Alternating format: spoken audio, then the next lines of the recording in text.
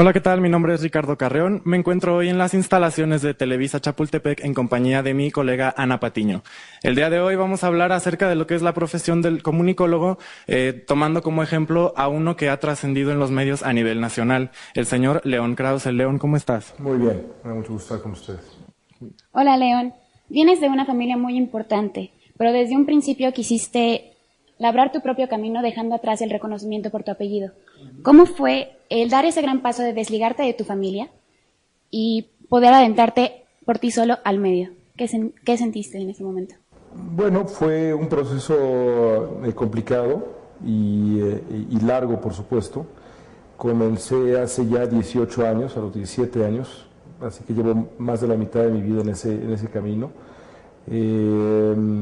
No puedo negar que en un principio algunas puertas se abrieron por el apellido, pero muchas más se cerraron por lo mismo. Así que creo que si tuviera yo que analizar qué tanto beneficio me ha dado el apellido y qué tanto de lo contrario me ha dado el apellido, creo que saldría yo bastante tablas. Más allá de las puertas que me abrió, me cerró el apellido, creo que ha sido una lucha muy personal para labrarme un camino propio. Tengo la fortuna, en cierto sentido, pero también la mala suerte de compartir con mis padres, con los dos, porque además no es nada más mi padre, sino también mi madre, los mismos intereses. Pero creo que al tratar de subrayar un estilo y una serie de intereses dentro de la profesión muy míos, poco a poco me he ido ganando un nombre a lo largo de lo que ya son casi 2 décadas de carrera, ¿no? Bueno, muchos de los que estamos en este momento estudiando la carrera de Ciencias de la Comunicación, si no es que todos, quisiéramos en algún momento dedicarnos a lo que es los medios, la conducción, el periodismo. ¿Cómo es que se logra destacar ya dentro de lo que son los medios? De entrada, ¿cómo logra uno llegar ahí y luego hacerse un nombre y hacerse una credibilidad y una reputación? Pues de la misma manera yo creo cómo se forma un oficio cualquiera, es decir, la única manera de trascender en casi cualquier oficio, yo te diría que en cualquier oficio, es trabajando fuerte en desarrollar las habilidades que ese oficio requiere.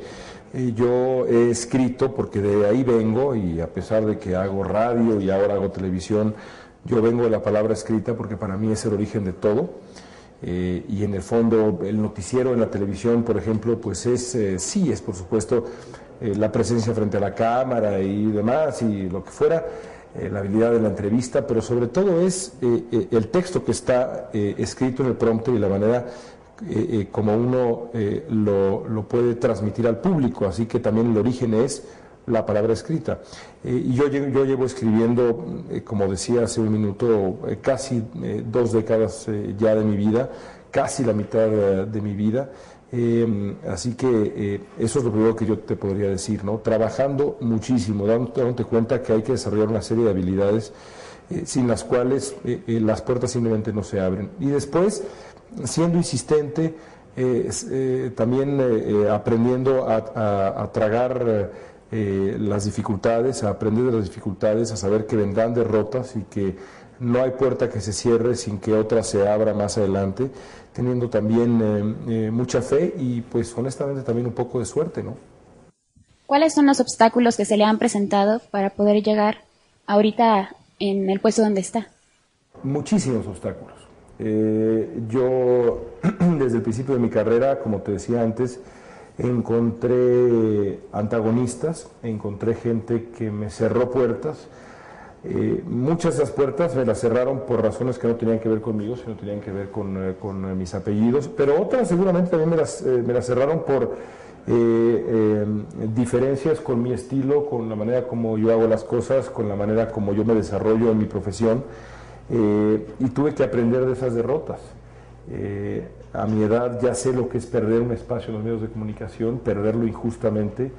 Me ocurrió en ya varios sitios y creo que las derrotas profesionales y personales que he tenido me han dado la experiencia suficiente como para poder estar hoy donde estoy y valorar lo que implica a los 35 años de edad encabezar un noticiero como lo que es Hora 21 en la televisión, pero también como lo que es Segunda Emisión en la radio.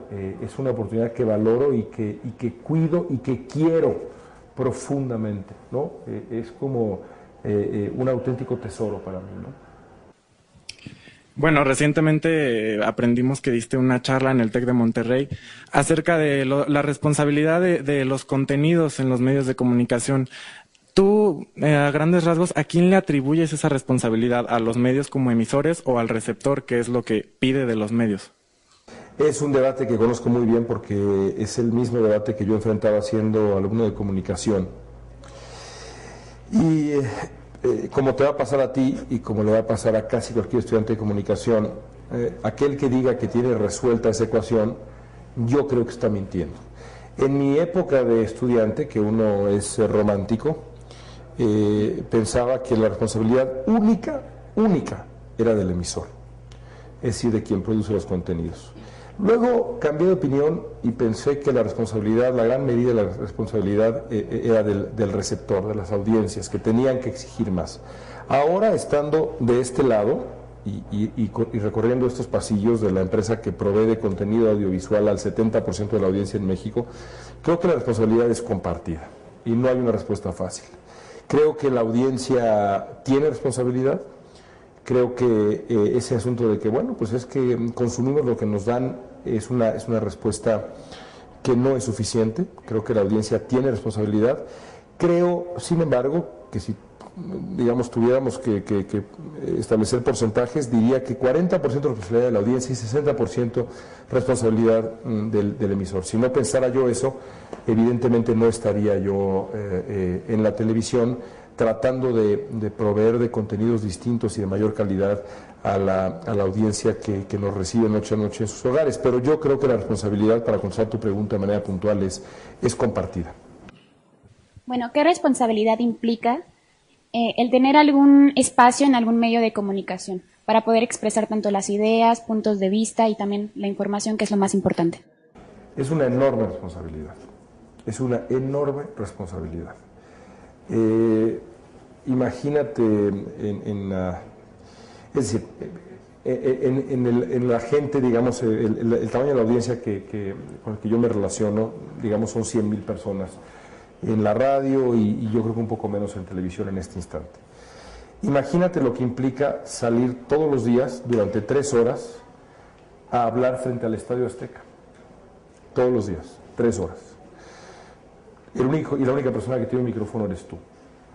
Bueno, pues es una responsabilidad enorme, ¿no? Si yo creo que dar una conferencia frente a 20 chavos es una gran responsabilidad, ahora tener un micrófono cautivo durante 3 horas todos los días frente al Estadio Azteca, lleno a reventar como en un partido de México, pues es una responsabilidad enorme, porque uno puede auténticamente moldear la opinión de la gente.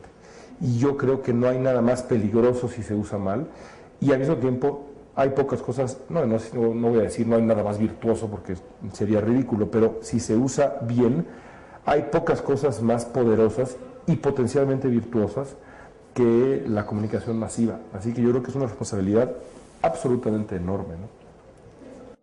Tengo aquí un dato curioso. Se dice que hace 15 años el televidente podía ver 6 canales con cobertura nacional en México.